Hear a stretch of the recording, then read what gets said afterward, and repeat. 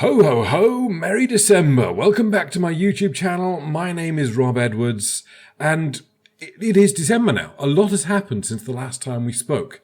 It started snowing. It's not snowing right this second, but there is snow on the ground here in Finland. I've got 2 extra elves for my elf collection, so I'm feeling more Christmassy every moment. Also, since we last spoke, there have been a slew of additional Christmas movies dropped onto Netflix. And so I'm here again with one of my Christmas movie reviews. But I feel I can't really call them too early anymore. So this is just a Christmas movie review. And I know last time I said I was going to talk about the Christmas Prince trilogy next. But OMG, I'm too old to say OMG, but OMG, the Princess Switch switched again, came out, and I have to talk about that. So this is more of a review than a retrospective. So be aware that there are genuinely spoilers in what I'm going to be talking about today. So if you haven't seen the movie yet and you think you might want to, I'll talk about the general stuff first of all, but when I get into spoilers, I'll flag that up, and you can decide whether you want to stay or not. The Princess Switch Switched Again is a follow-up to the Princess Switch from 2018, and this one dropped at the end of November on Netflix, and sees a return of Vanessa Hudgens playing her 2 characters, Stacey and Margaret. And if you've seen any of the promo at all, including sort of browsing it on Netflix, you will see that she also plays a 3rd character in this movie, and this is Fiona Pembroke, I think, who is a cousin of Lady Margaret of Montenaro. So the story picks up basically 2 years later. Not everything has gone quite as smoothly as the end of the first movie suggested. Edward and Stacey are happily married. Stacey is now the princess. In fact, interestingly, I can't remember if I said this in the Princess Switch review, but there were no princesses in the Princess Switch, which was weird. But actually, there are 2 princesses in the Princess Switch again, because both Stacey is now a princess, having married Edward, and Margaret is now effectively a princess. She's still referred to as a duchess, but she is heir to the throne and due to ascend to the throne at any moment. So I think for most purposes that makes her a princess. So marvellous. So Edward and Stacey are happy, but unfortunately Margaret and Kevin have split apart, much to the disappointment of Stacey and Olivia. That's Kevin's daughter. Played by a different actress this time, I think, or maybe she just grew up by 2 years. I'm not entirely sure.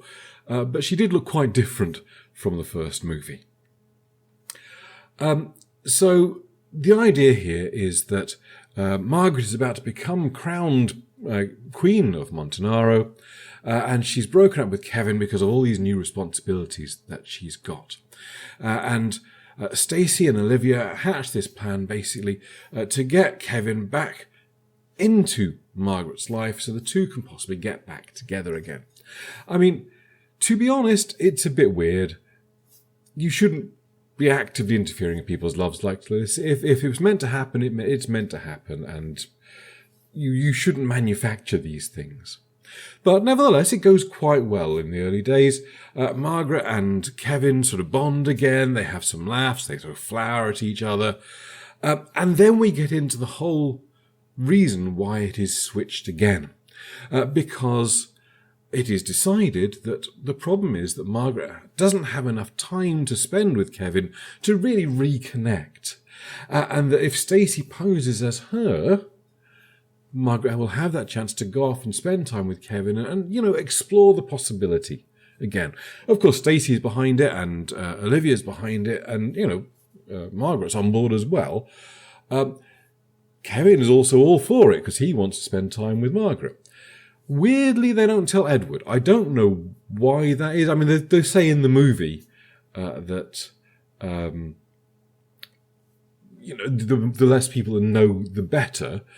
But it's still a bit of a stretch, and it still does lead to some rather awkward scenes where you sit there going, "Has Edward worked this out? Does he realise that his wife has switched?"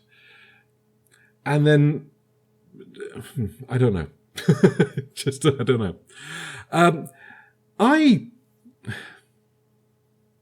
Look, the first movie I talked about before, I said that actually I genuinely enjoyed it. And that it all hung together quite nicely. And okay, there were some hokey moments, and okay, there was some weird stretches. But generally speaking, I enjoyed The Princess Switch on its face. I have to say I did enjoy The Princess Switch again as well. But mostly in this case, despite itself.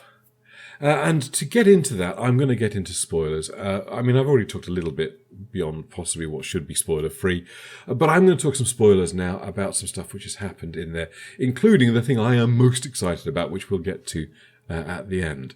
So if you want to avoid spoilers for The Princess Switched again, then switch off. But if you... I hate myself.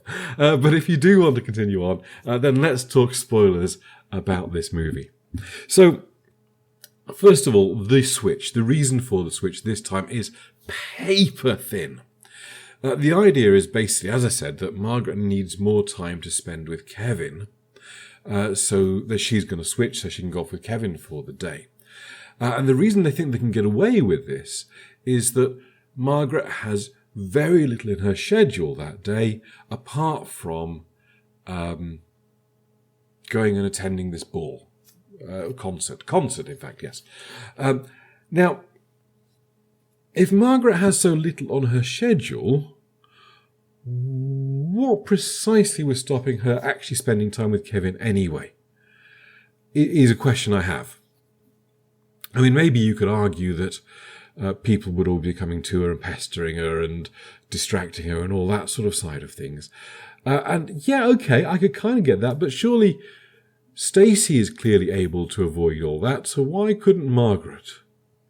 Perhaps she wouldn't want to. If she wouldn't want to, then perhaps she shouldn't be spending... Anyway, it's paper thin. It makes no sense at all, really, and it's not really justified within the plot line. But, it has to happen for it to be a Switch movie. And then we... Fiona, meanwhile, Fiona Pembroke, the broke-ass YouTube influencer, cousin of Margaret, has decided that if she can switch with Margaret long enough to get crowned as queen, she can siphon off some of the royal funds into her own bank account, an unnumbered bank account, which I'm sure that's not how it works, because a bank account doesn't need to be numbered even if it's not. But anyway, that's not important either. And of course, hijinks ensue when Fiona's two hilarious hench people kidnap Stacey thinking she's Margaret, and then Fiona takes the place of Margaret, but then Stacey comes back. No, Margaret comes back. I'm getting confused now myself.